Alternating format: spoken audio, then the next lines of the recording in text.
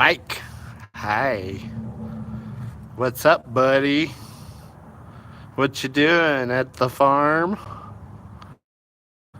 At the farm. All right, we're live again. Working on the truck. OBS Ford Racing commented, said, look forward to see how you tune this piece of shit. But anyways, yeah, I have had some questions on tuning because if you guys are following, we have the Turbo Bronco 5.8 liter, and you guys are wondering, hey, how you tuning this thing? Because first off, I started by putting this HX turbo on the Bronco. I have a video out there on how I did that. The HX is from a Dodge Cummins turbo diesel, 5.9 turbo diesel. The Dodges have two different sizes of turbos, an HX35 and an HX40. This is the 35, which seems to make more than enough boost. I got it because it was a good deal, $187, $190. So I figured, what the heck? Well, since then, we've had the engine out twice because I've blown a head gasket on the passenger side twice. Same location. I finally had the heads milled to take care of the warpage problem and put it all back together. I'm a budget builder here. I wanted to put 30 over pistons in it, but by the time we do machining, buy the pistons, it's about $1,000. So we just did rings and new bearings, milled the heads, new head gaskets, and put a comp cam in here. So we went with the comp cam, and now we're gonna have to retune it. You can't see here because I have a manifold I built, and the manifold goes in and it has a couple extra injectors into it.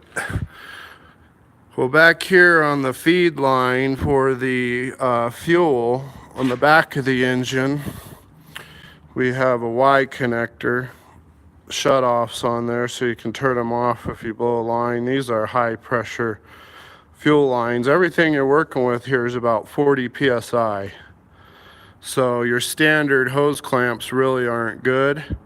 You can use a clamp style, a pinch style clamp, or this is an actual fuel injection clamp where it wraps all the way around the hose and clamps down. That seems to be sufficient for the 40 psi. So we bought this little Y connector, put it in here, and then this hose runs up to the other injectors, the other two injectors. The other two injectors are on the intake manifold. I'm sure you've seen in some of my videos. They're just plumbed into the manifold. And then there's a limit switch, which I've put on the throttle body here. This is just a toggle style limit switch. As you can see, as the throttle opens, about half or 3/4 throttle, it turns on that limit switch, which completes the ground or the power circuit on the extra two injectors. Your bank fired injection system runs 4 at a time, so it's firing 2 and 2 to 4 and then 4, and it does it by completing the ground circuit on the injectors. So your injectors always have ignition power going to them, and then it uses the ground circuit to fire the injector. So what we did is on the 5 and 6 here, cylinder 5 and 6, you can see where we've tagged off on the injector here on not the power side, but the ground side, okay? So on both 5 and 6, because these fire at different times during the bank firing. So you can see this line came off. I'm gonna have to put that back on there. It goes right here. This is 6. This is the ground circuit on 6. This is the ground circuit on 5. It's what fires the injector. So those two we've tapped off there. They go up to the ground circuit on the extra 2 injectors. Then the limit switch supplies power to them. So they're not going to fire until they get power. And then they fire. The manifold pipe, I think, is in the back of the truck over here. Show you what I'm talking about. But yeah, so that's the first step in tuning a speed density motor. Is you got to have a system where you can get extra fuel in. And the turbo, I found, the engine runs pretty much stock. The turbo starts building boost about 2,000 RPM. At that point, that's when your air fuel ratio starts getting off. And so that's when we adjust the limit switch to come on and start fueling. Now from there, for tuning, because I'm such a cheap guy, I haven't even bought an air fuel ratio gauge yet, which would cost 150, 160 bucks. And so we just have tried different pound injectors. You can buy them all different sizes for fairly cheap on Amazon. The injectors are rated by pounds. So at first I put some 46-pound injectors in there on my secondaries, and they would come on. And basically what I was figuring was, if you take the 8 factory injectors at 21 pounds and add them all up, and then you kind of consider how a 4-barrel carburetor works, and what percentage of fuel extra a 4-barrel gives when you are tuning with a carbed motor. And the 4-barrel usually gives between 20 and 40% extra fuel. So, I figured the 46-pound injectors, that was kind of on the high side. And it ran really well.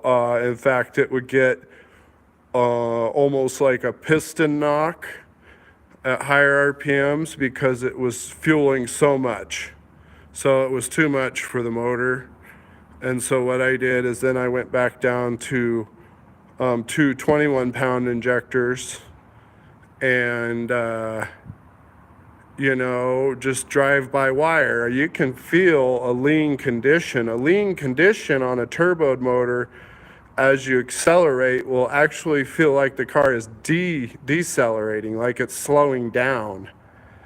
And also a smell. It gives a particular smell. So, I don't know, call me what you want. I guess I'm just old school. I tune by smell, I tune by feel, I tune by looking at my spark plugs, pulling my plugs and looking at the condition. I'm hoping to put this engine back in and go to an HEI distributor. I don't know if that's going to work, but we're going to play with this speed density computer a little more. Hopefully eliminating the ignition side of it, so it's just doing the fuel. And then we're going to go hopefully to an HEI distributor, which will be good for 7,500 RPM, because right now we have the problem of the distributor cuts out about 5,400 RPM. The rev limiter has a rev limiter. The solid state ignition that Ford's come up with is kind of trying to adjust the timing at times I don't like. So I'm hoping to, I've studied the speed density wiring harnesses enormously and found that I don't think the ignition side and the fuel side is connected, but we're going to find out. That's my theory.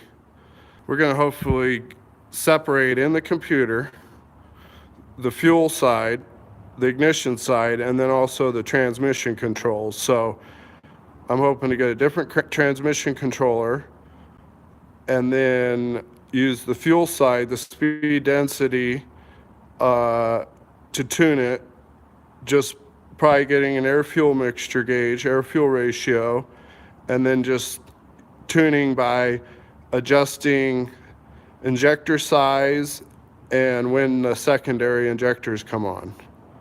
And then hopefully running the HEI with the vacuum advanced timing. But who knows? We'll let you know. I might be just blowing smoke up your rear. But anyways, this is the Bronco project. This is Mr. Gooddrab's garage. Sorry about the shaky camera work. That's the life of Mr. Gooddrab. Diabetes and everything else. So, hey, stay tuned. There's the donkey. Ready to get it back on the road. All right, YouTube, we'll see you around. Subscribe, comment, ask some questions. This is old school tuning. I don't have any fancy computers. I don't even have an air-fuel ratio gauge. We just fly by the seat of our pants. You go drive it, you make adjustments. You go drive it, you make adjustments. That's how they used to do it back in the day before computers and everything else. And you just go with what feels good. All right, I'm out.